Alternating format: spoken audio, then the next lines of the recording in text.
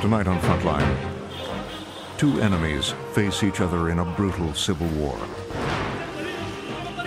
On one side, a young rebel soldier fighting to the death to bring down the regime of President Bashar al-Assad. My greatest joy will be to become a martyr and for Syria to be liberated. Facing him, a career soldier determined to preserve the Assad regime. We're all martyrs in the making to keep our country safe. Two countrymen, now enemies, in a conflict increasingly driven by hatred. من كل ضيعة بدنا نقتلهم بإذن الله. With unprecedented access to both sides, Frontline journeys deep inside Syria to reveal a war that is reshaping the Middle East.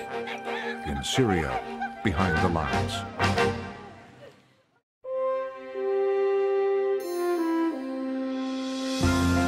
Frontline is made possible by contributions to your PBS station from viewers like you. Thank you. And by the Corporation for Public Broadcasting. Major support for Frontline is provided by the John D. and Catherine T. MacArthur Foundation, committed to building a more just, verdant, and peaceful world. More information is available at macfound.org. Additional funding is provided by the Park Foundation, dedicated to heightening public awareness of critical issues. And by the Frontline Journalism Fund, supporting investigative reporting and enterprise journalism.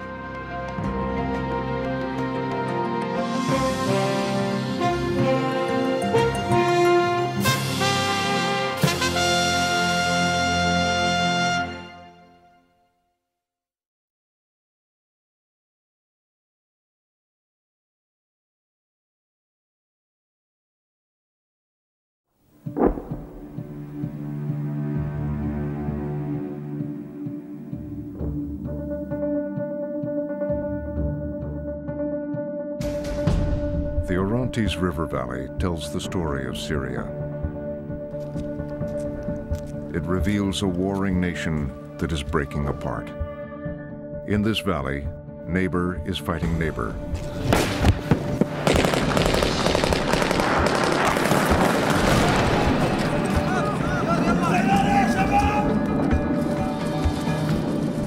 Every day is a struggle to survive.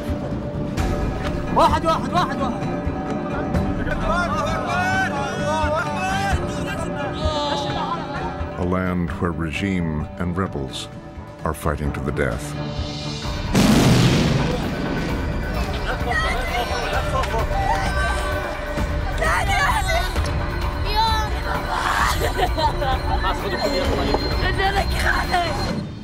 This is the story of the people who live and fight on both sides of the front line.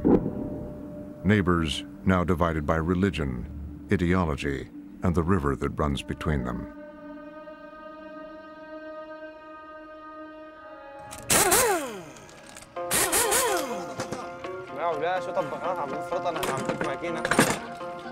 Ahmed is 20 years old and works in his dad's garage. 9 months ago, he defected from the regime police force to join the rebel Free Syrian Army. I was a policeman. We were sent out to quell the protests, and some of us would open fire on demonstrators. But I used to hide. I'd throw my bullets away. Here is my photo. I looked evil when I was serving in the regime. I was full of hatred. Now I look better. This photo was taken after I joined the Free Syrian Army. This is the real me. The regime used to force me to shave my beard every day.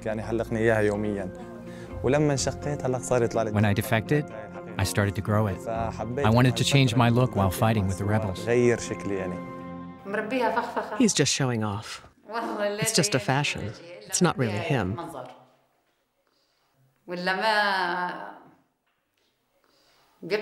He even struggles to read the Quran. I'm not happy about it. I want him to pray, but he doesn't. He can do what he wants. In the center of Ahmed's village is the local office of the Free Syrian Army. These men were all born in this valley, and like the majority of Syrians, are Sunni Muslims. They're determined to oust President Bashar al-Assad from power. We want a democratic system, with a government elected by everyone in Syria. This would be better than the Assad family. We are in the town of Kansafra. This town is a stronghold of the Free Syrian Army. It was liberated from Assad's army more than 3 months ago.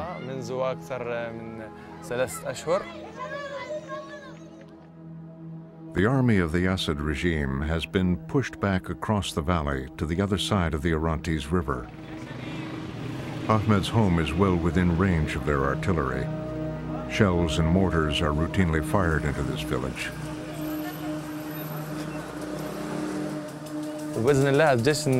God willing, Bashar al-Assad's army can't get in here. We run things here now.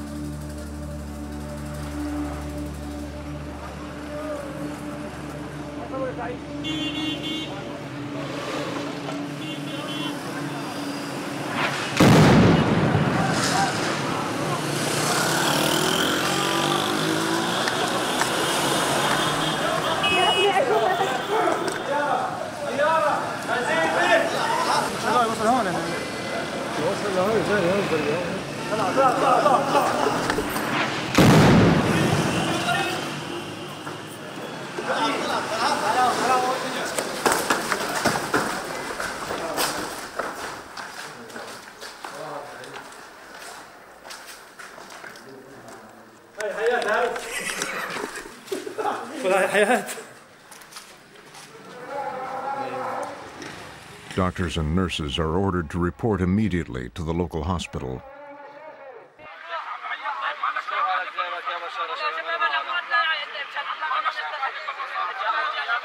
Ahmed is already there, using his phone to film casualties.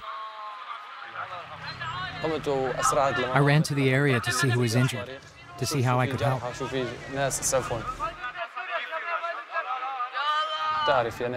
These people's lives are over. This is what God has written for them. I just despaired and thought it was time that Arab countries felt our suffering. Ahmed and the people of his village have witnessed these scenes many times, fearing they will be next. Today, it's Mohammed Mata who has lost members of his family.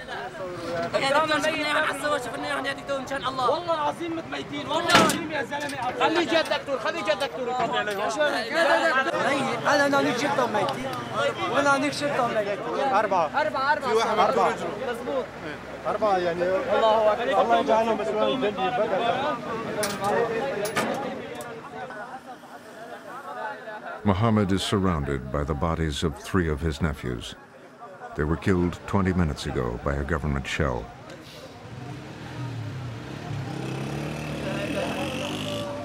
Inside the hospital are more of Mohammed's relatives. 11 قذيفة في البيوت، سكان نازحين من المعرة ولا هيك ساكنين في الضيعة عنا على بيوت على الطابقين هدتين. وضربت اسم المنازل والأطفال الصغار. تفضلوا تفرجوا. على بشار الأسد وشبيحته.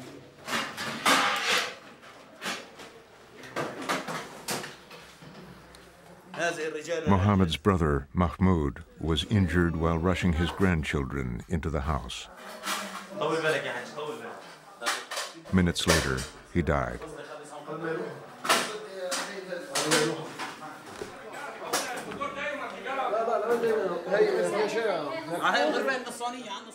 Mahmoud's son and his grandson are in the room next door. With limited power and dwindling medical supplies, the surgeons are convinced they can do nothing for them. هذا عم يموت عم ينتهي عم بيموت هذا. وأشهد أن محمدا رسول الله. الحمد لله.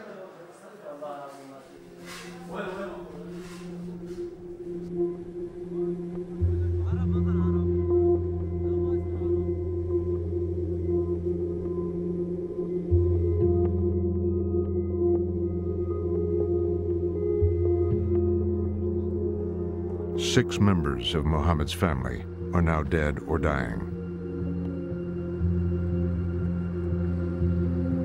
The bodies are driven to the nearest mosque.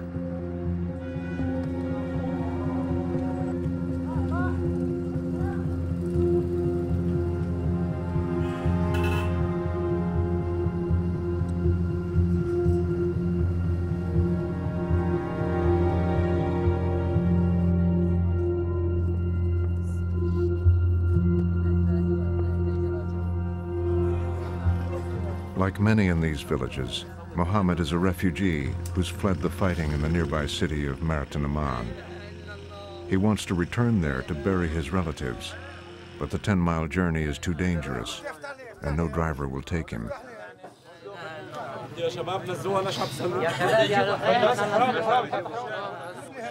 They must be buried here, far away from home.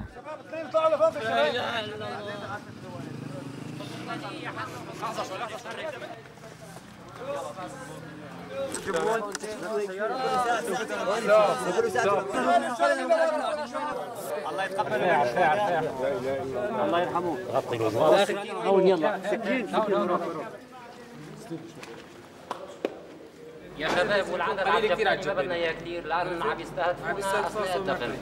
يعني اللي بنتمناه انه 10 15 واحد بيروحوا بيشاركوا في الدفن وبس.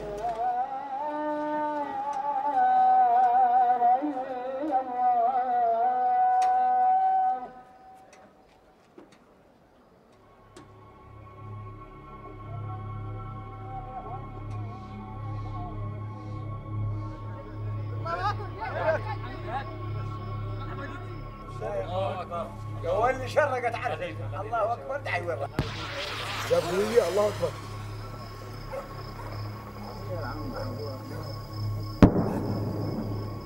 Day and night, the shelling and rocketing of rebel-held villages continues.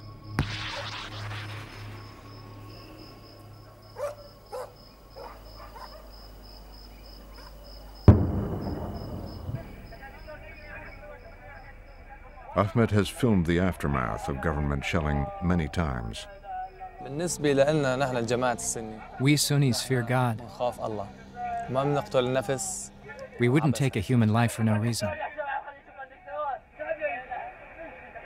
إلا إذا كان شيء. Unless people are armed and attack our homes and kill us and our children.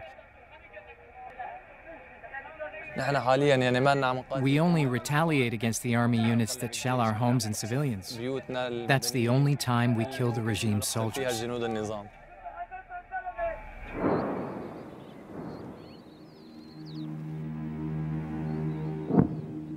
Across the river are regime forces, usually off-limits to Western media.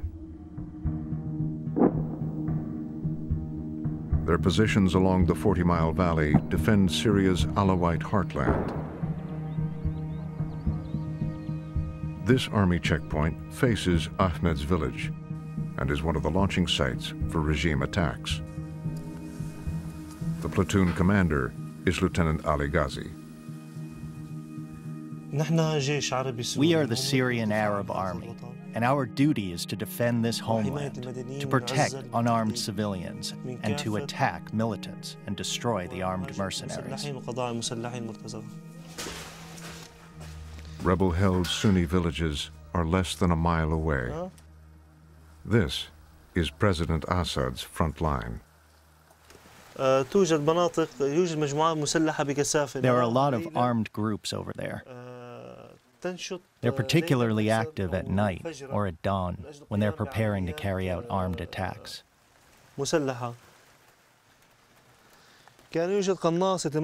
There used to be a sniper in the dome of that mosque.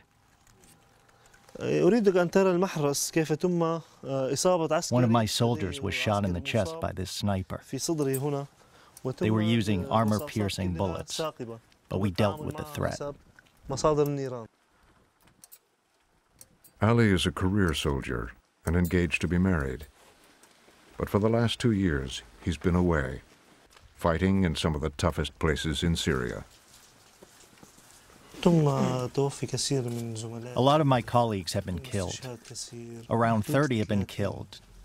2 or 3 were officers in homes. This is my duty, my job. I'm dedicated to my country. We're all martyrs in the making to keep our country safe, to preserve this state and to protect its residents and its unarmed civilians. Lieutenant Ali and his soldiers are protecting this loyalist village, Azizia. Like President Assad and Lieutenant Ali, the villagers on this side of the valley are nearly all Alawite, a religious sect whose faith is loosely rooted in Shia Islam. They're a minority in Syria, but have dominated the country for over 40 years.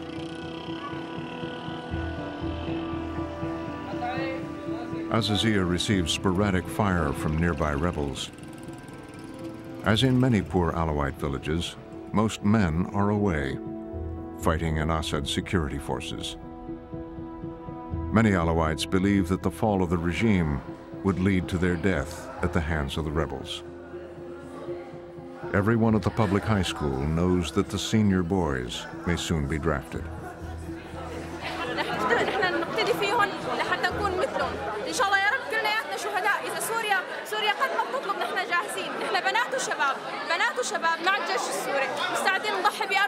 لأن سوريا عاشت منذ الأبد، منذ أبد الآبدين، شعبا واحد تحت راية واحدة، تحت عنوان واحد، هو التعايش المشترك، هو الكلمة الواحدة، هو الإنسان الواحد الذي يحب أخيه.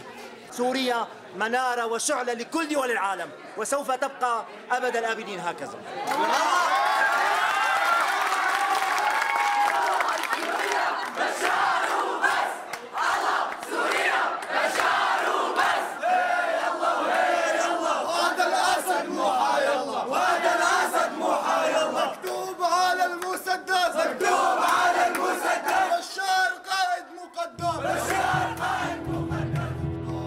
For generations, the Alawites of Azizia had lived peacefully with the Sunnis in the valley, even during the first year of the uprising. But as the revolution entered its second year, neighboring Sunnis began weekly demonstrations calling for the overthrow of President Assad and his regime. Watching the demonstrations was local Alawite politician Bajat Hamdan. مع الأسف يعني أغلب المناطق اللون الآخر. Most of those areas with different faiths have been incubating environments for groups who have an extremist ideology. It was a plan. Weapons were brought in a long time ago. It was all planned.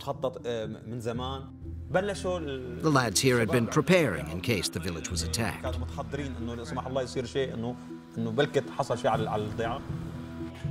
In May last year, as violence spread across Syria, fighting finally broke out between the Alawites of Azizia and their Sunni neighbors.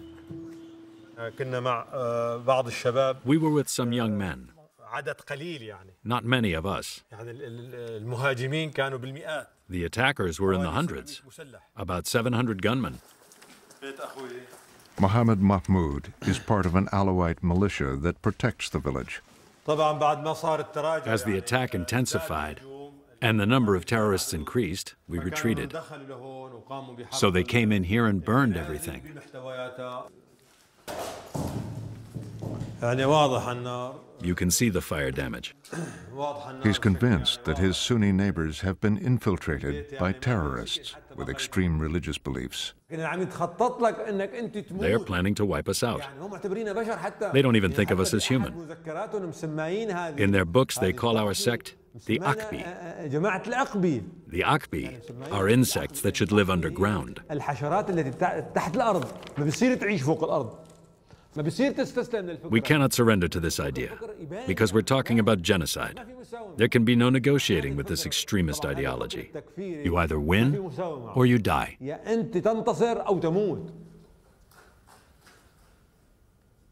The terrorist leading the attack, he was killed over there. His blood was all over the door. I killed another guy over here next to this door. The door over there.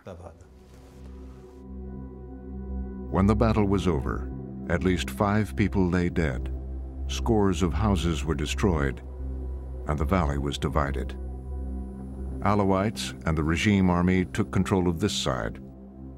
The Sunnis abandoned their homes and fled to the other side of the Orontes River.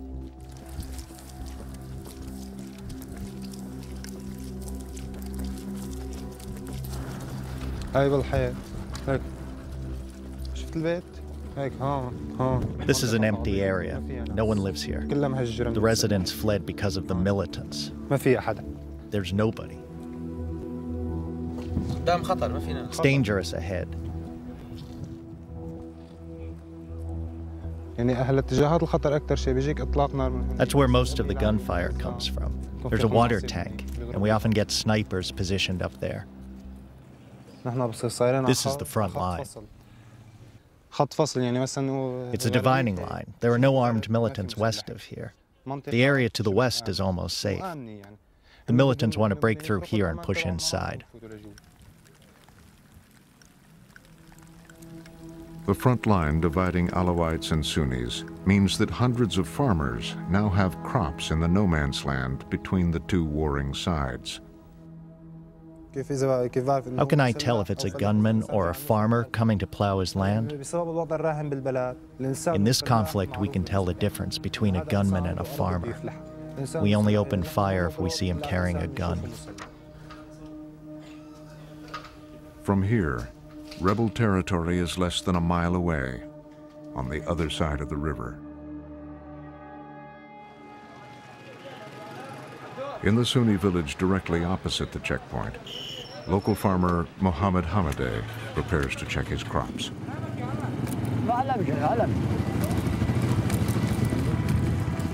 Mohammed's farmland lies on the other side of the river, in what is now no man's land. The road leads directly to the Azazia checkpoint and has been closed since the fighting broke out in the valley. I grow sugar beets, but for the past year I haven't been able to harvest them. The land is only 400 meters from the checkpoint. There's the checkpoint over there. Anyway, here are the beets. Look at this, ruined. We planted these a year ago. We're ruined. Totally ruined.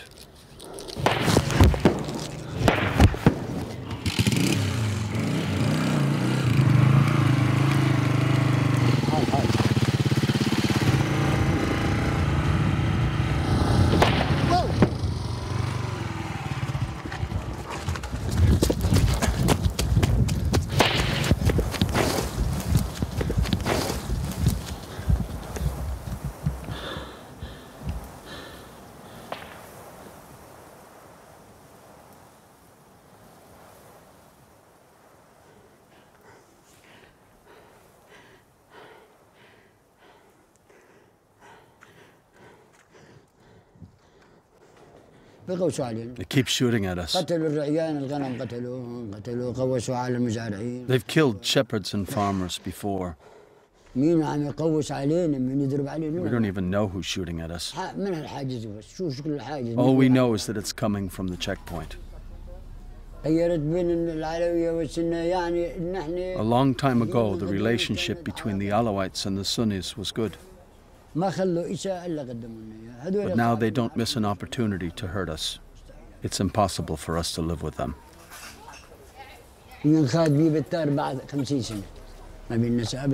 There'll be vendettas for 50 years because of these crimes.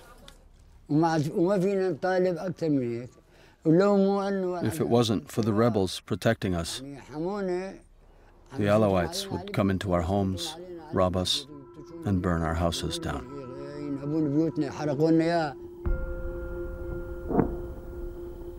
As fighting continues in the Orontes River Valley, the United Nations suddenly announces that both sides have agreed to a nationwide ceasefire. It will start tonight for the Muslim holiday of Eid. The news surprises the fighters in the valley. Ahmed and his commanding officer are summoned to discuss the announcement with their battalion leader. He's one of the most powerful rebel leaders in the region. His name is Jamal Maroof. I'd love to be like Jamal. He's a true leader. A leader of 10,000 armed men. Jamal Maroof is an excellent military leader. His brigade is made up of groups from all over Syria. Jamal is the commander of the Martyrs of Syria Brigade, one of the biggest factions of the Free Syrian Army. While some rebel units contain Islamic foreign fighters, Jamal says his men are all local, and they're fighting for a democratic Syria. He's called a meeting in a safe house deep in rebel territory, and is clear on how he will respond to the United Nations truce. We're not going to have a truce with killers and criminals. No way.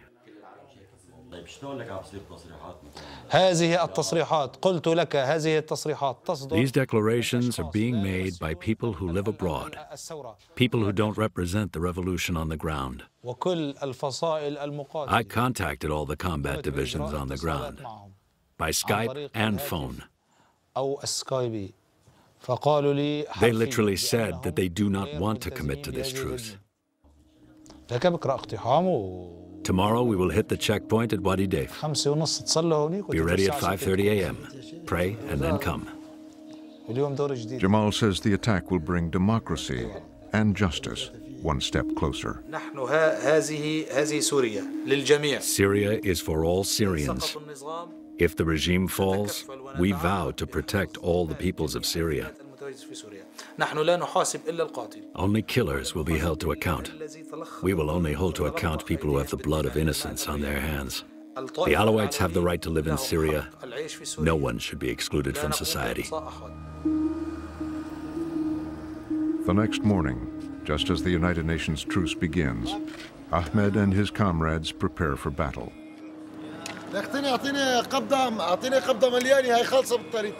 يا ملاذ التائبين يا رب العالمين اللهم نحاول انه نحن دائما بنصلي لما بكوننا في المعركة. We always try and pray before battle. It makes us stronger.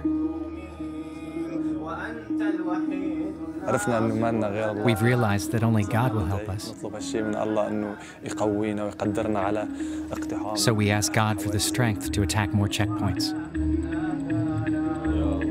اللهم شرد بهم أرضك يا الله وأرنا فيهم يوما أسودا يا عزيز يا جبار اللهم إنا وقفنا Ahmed is going to attack a large government base at Wadi Deif. It's a major launching point for artillery attacks in the region. It also protects the regime's main supply route from the capital, Damascus, to Syria's embattled second city, Aleppo.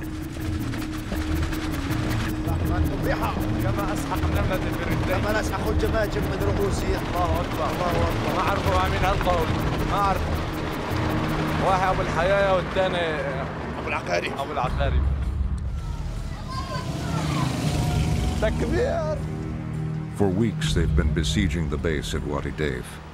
The fighting has been intense. The brother of rebel leader Jamal Maroof was killed here only weeks ago. Today, they plan to storm the base and overrun it. The fog allows them to move unseen to within striking distance. The base lies less than a mile down this road. and is manned by up to 500 regime soldiers. جبنا اياه اليوم طباب، شايف هذا الطباب؟ هيك الله عم ينصرنا. هذا دليل هاي الملائكة اللي عم تقاتل معنا على الأرض. Jamal used to be a local construction worker. Today he claims to command over 10,000 armed rebels. Nearly all his heavy weaponry is looted from the regime after successful raids.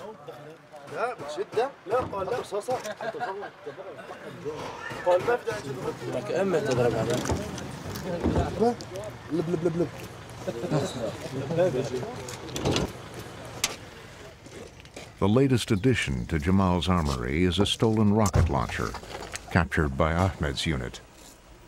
Unfortunately, no one knows how to aim it. وربطها على الموقع من هون تضرب هيك بتصيب هذا الطير؟ لا عم بدور على النسر والعقاب. ليش عم بدور؟ يا اما خلي هذا النسر تبعكم يجي يعلمنا كيف عم ياخذ احداثيات على جوجل نشتغل لحالنا. ممكن صفرة بتبقى صواريخ بدي يعلموا لسه يعني انت على اساس معلم؟ لا انا معلم في الاطلاق وفي الرصد وفي الاحداثيات النظاميه. انا بصير بطير. اطلاق سري. I'm always happy when I'm around the Free Syrian Army. Our morale is high. We're happy. We are building the new Syria. I feel happier with each inch we liberate and with each mission. My greatest joy will be to become a martyr and for Syria to be liberated.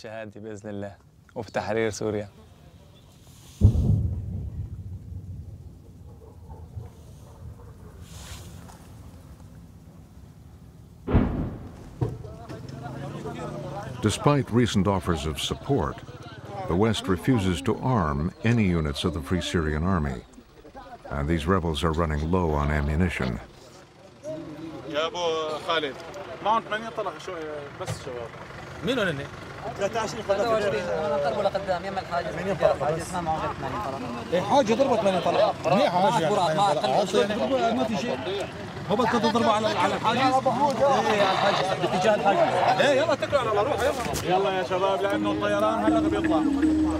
كل واحد ينتشر بمكانه. روح مع الشباب روح مع الشباب يلا.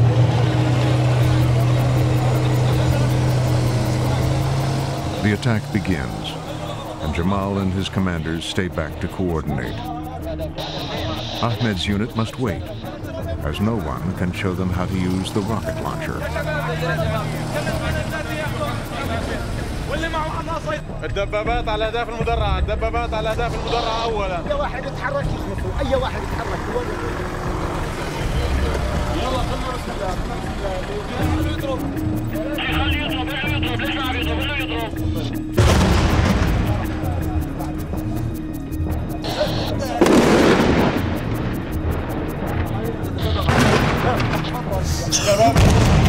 شباب رجاء ما بدنا نجمعهم. Within minutes, regime soldiers return fire with artillery.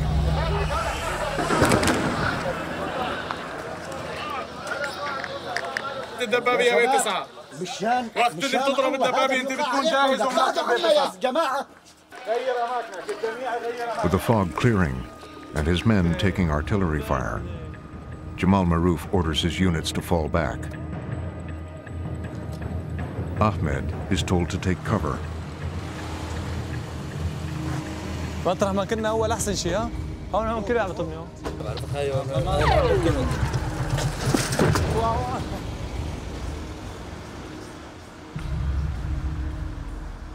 مع انه نحن كنا وين؟ محيط الوادي.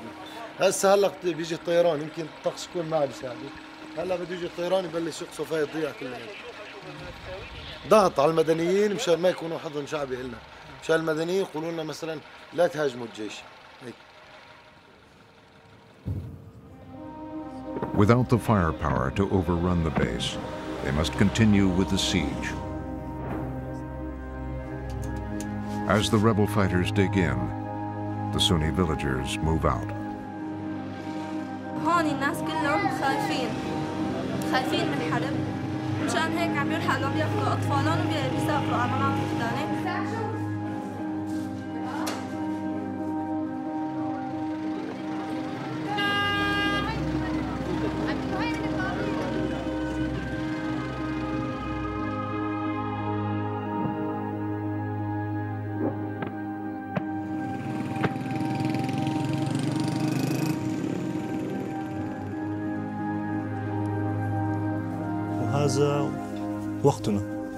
This is our time to defend the country. I'm making sacrifices for women and children and for future generations. Our mission is dangerous, but we must make this country safe again. Abu Bashar. My soldiers put this on the wall, not me. Why do you say that? Because people say the army is from one sect, or that the conscripts are forced to do things like that. And that's not true. This army is from all parts of Syria. We don't think in a sectarian way. Our soldiers are from all sects. We're an ideological army. We all live together on this Syrian land. We're not sectarian. The people over there are sectarian, and we don't accept that.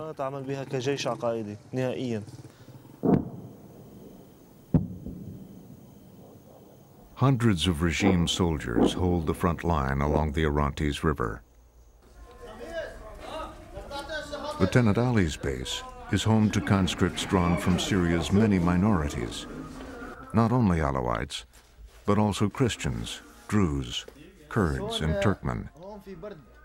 Many of these minorities fear domination by Sunni Muslims. But there are also Sunni conscripts here, risking their lives to defend the regime. كلياتنا سوا. كله خطر، التلبيسي وبابا عمر كله أخطر من بعضه. وين ما كان معرض لإطلاق نار. يعني من شي 3 شهور هجموا علينا شي 2000 مسلح لهم. Soldiers' phones are routinely monitored by the regime to limit the chance of them defecting and to prevent them from speaking to enemies, like the villagers across the valley.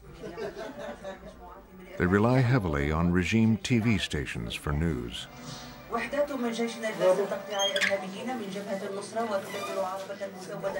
Many are convinced they're fighting an army of foreign terrorists who are aided by the international media. المجازر اللي عم يرتكبوها هني عم يصوروا حتى القتلى منهم نفسهم عم يضيفوها للمدنيين وبيعرضوها للشاشات المعادية أو المعارضة اللي مثل اللي ذكرتها عند الجزيرة أو العربية أو البي بي سي على أساس إنه الجيش هو اللي ارتكب هاي المجزرة. بالنهاية مثل ما قال إنه رح نضل لاحقين لحتى ننتصر. هذا عم يلاحق. هذا عم يلاحق.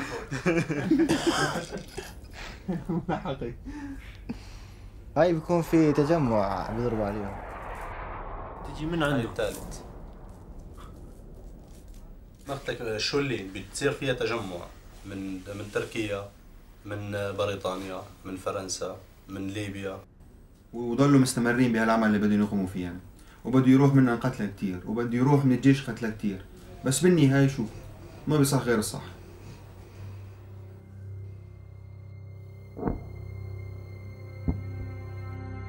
It's 3 days since the attack on Wadi Daif and the collapse of the United Nations ceasefire.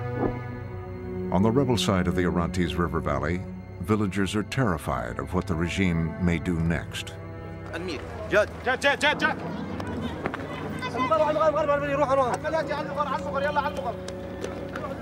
واحد خلص البحث ما عندي ساعة على ماشي. يلا على المغر يا قبل المهم يقصفونا اذا صورت.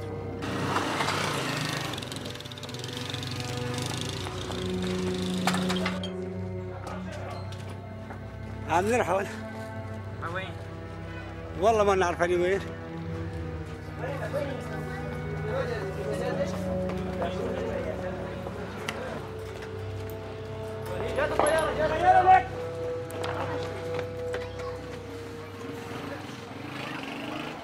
While Sunni villagers flee the daily threats, many more arrive every day, escaping the fighting in nearby cities. They think that these villages are safer. But Ahmed's village is struggling.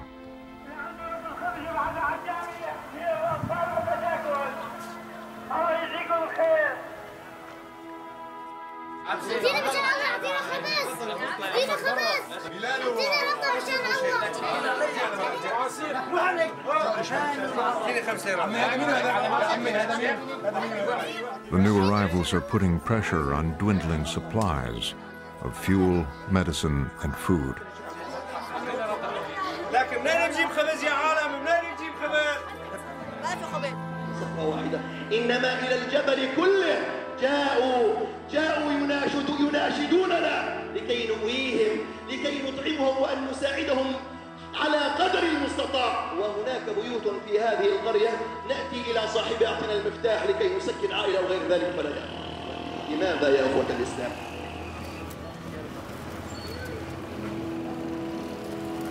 بالنسبة لي نشأت وترعرعت في سهم. I grew up in this family. اختلطت كثير مع الطائفة العلوية. I used to mix with the Alawites a lot. والناس كانوا أول بدون.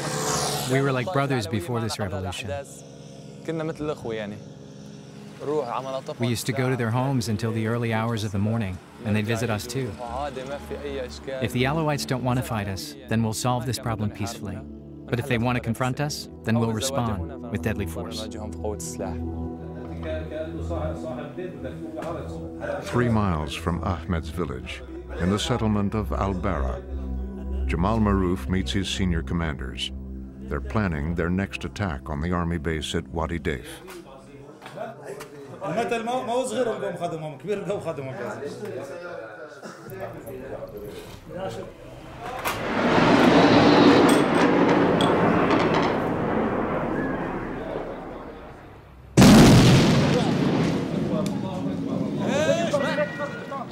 A regime jet has dropped a bomb on Al-Bara.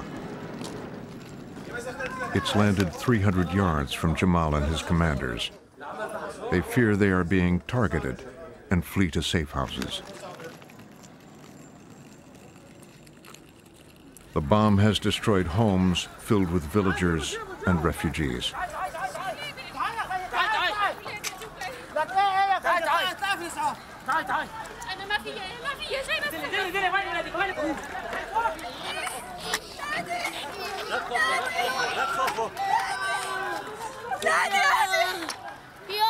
في حاجة جوا؟ يا شباب في صوت قاعد بيتحرك طيب وين؟ تعال فوت لجوا نظف هون الله أكبر هذه إنجازات الأمم المتحدة أين أنتم يا عرب؟ أين أنتم يا مسلمين؟ الله أكبر يا شباب في هيك علم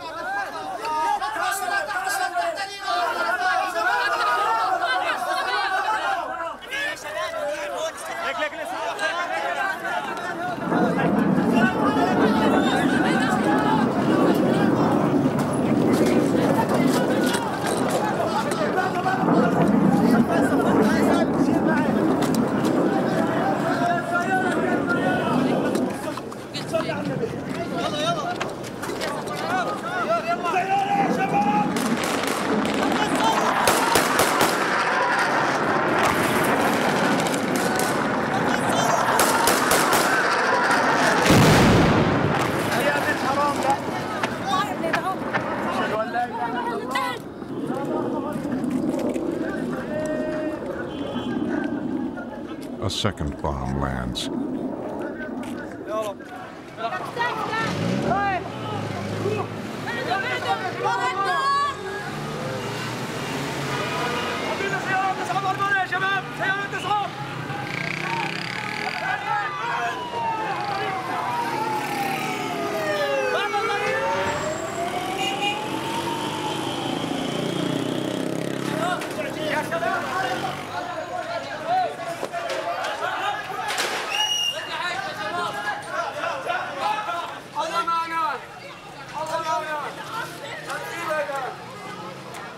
The people here are refugees who fled the fighting in the nearby city of Marat Numan.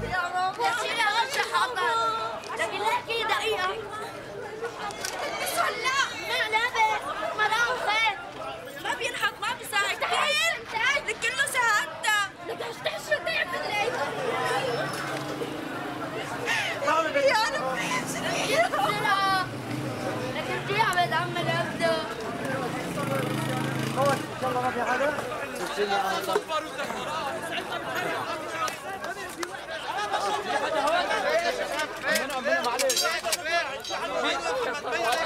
يا حماد يا خير، لك والله غالي حماد. يا ابني والله غالي حماد. لك شوف من جدة جوا. خلاص خلاص. ايدك من جدة جوا. لك خلاص اسكت. يا ربي لك يا ربي. يا ربي لك من جدة. لك من خلاص يا ربي كل يوم نسمع من الضرب هيك يا الله. معلش ضربة الطيارة ضربة.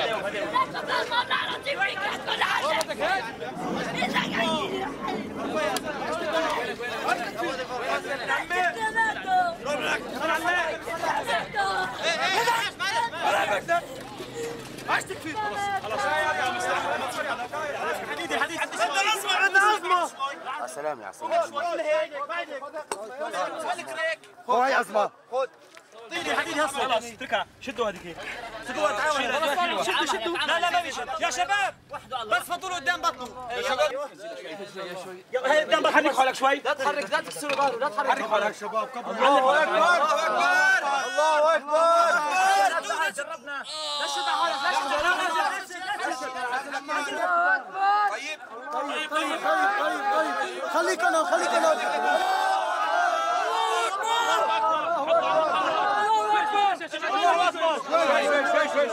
الله اكبر روح فارس فارس ميت ميت ميت راح خلي يا فارس الله اكبر.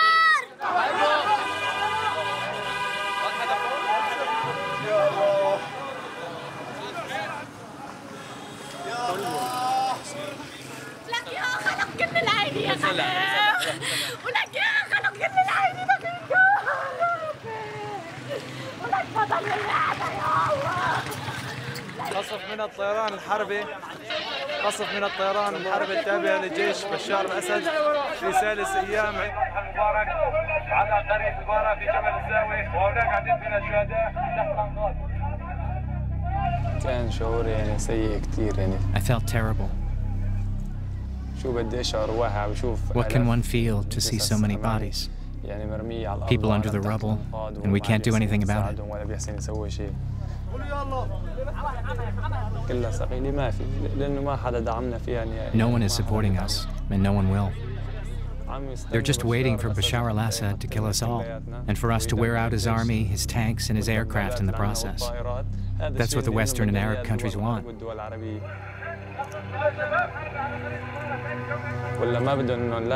Their heart isn't with the Syrian people. They don't care about all this. About these people that are bombed to pieces.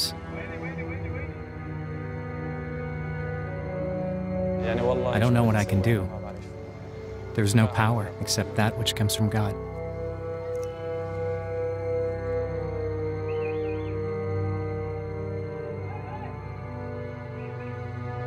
خمسة شهيد من المدني بقصف من الطيارات الميك في قرية البارة. الله أكبر الله أكبر. أقسم بالله العظيم أقسم بالله العظيم لنخف الدار منك يا بشار، من العلويين ومن المدنيين مثل ما تقتل من إخواننا المسلمين. لناخذ الدار من المدنيين من العلويين من كل ضيعة بدنا نقتلهم بإذن الله.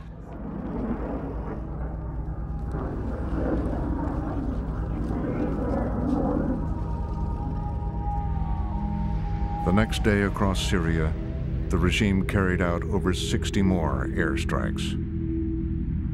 Over 70,000 people have now died in Syria's civil war, many of them civilians. Many more have been injured, and over 4 million Syrians are now refugees.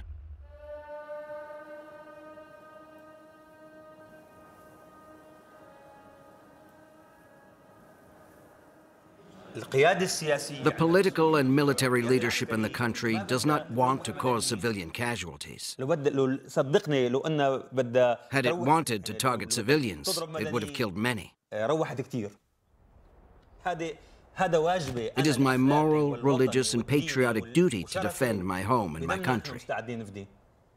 If this is considered a crime, if defending my country is considered a crime, then I am this country's first criminal.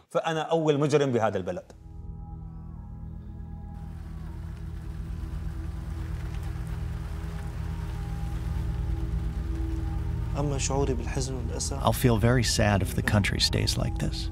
It breaks my heart. Before, I could travel late at night. Syria was a very safe place. People envied our security. It breaks my heart. I wish Syria could return to the way it was, the way we used to be.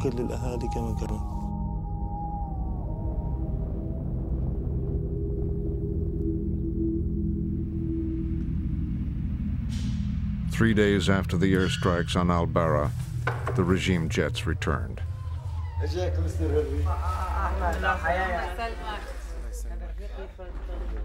Ahmed had tried to film the planes on his phone.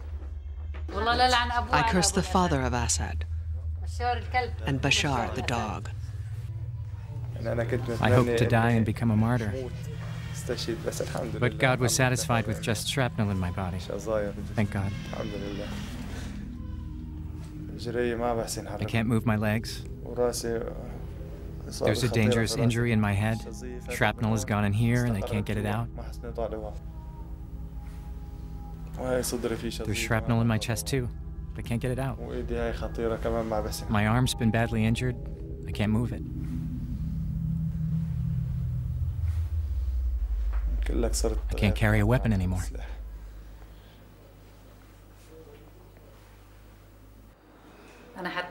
If he was martyred, I would pick up a gun and fight in his place. If anything happened to me, you'd kill as many people as there are stars in the sky, right? I swear to God, I wouldn't just kill them with a rifle, but I would use my own teeth. If God gave me the strength, if one day I saw Bashar al-Assad, I would drink nothing but his blood. Not only for my son, but for all those who have been killed.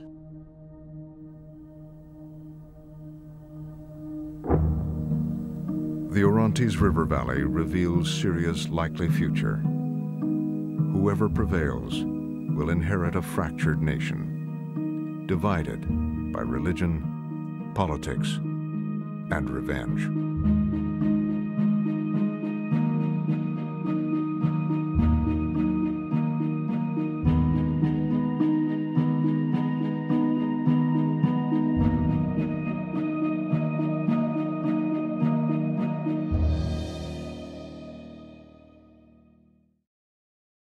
Visit pbs.org/frontline to watch rare footage of the aftermath of Syrian government airstrikes, narrated by filmmaker Ollie Lambert.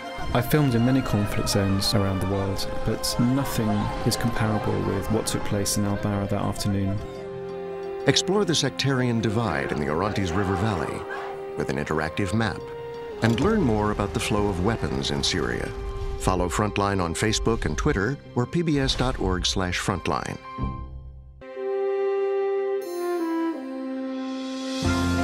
Frontline is made possible by contributions to your PBS station from viewers like you. Thank you. And by the Corporation for Public Broadcasting. Major support for Frontline is provided by the John D. and Catherine T. MacArthur Foundation, committed to building a more just, verdant, and peaceful world. More information is available at macfound.org. Additional funding is provided by the Park Foundation, dedicated to heightening public awareness of critical issues. And by the Frontline Journalism Fund, supporting investigative reporting and enterprise journalism.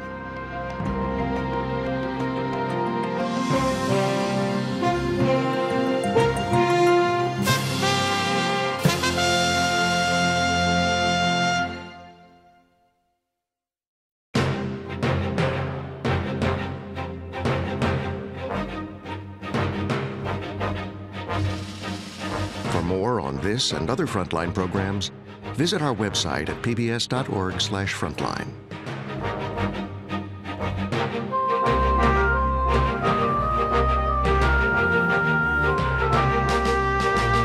Frontline's Syria Behind the Lines is available on DVD. To order, visit shoppbs.org or call 1-800-PLAY-PBS. Frontline is also available for download on iTunes.